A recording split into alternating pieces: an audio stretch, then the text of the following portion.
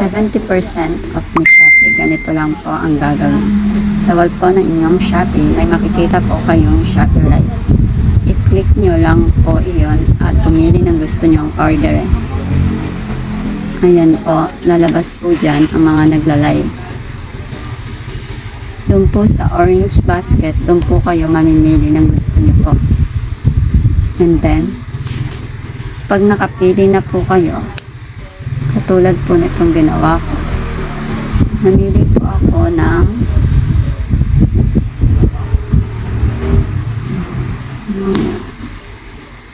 Milo. And then, kinlik ko po yung buy now.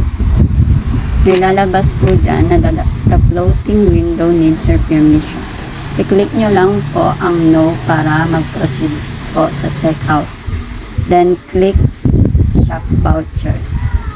Lalabas po dyan.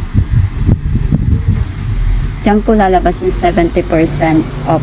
Kaya lang po, wala lang po ngayon kasi nagamit ko na po. Diyan nyo po yun makikita.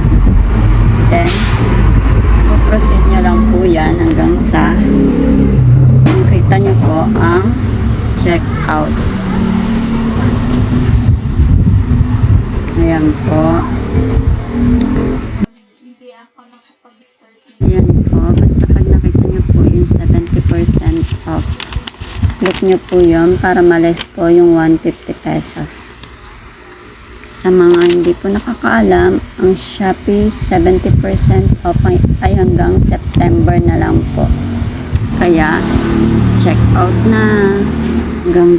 Hanggang dito na lang po. Salamat po sa panonood. God bless po.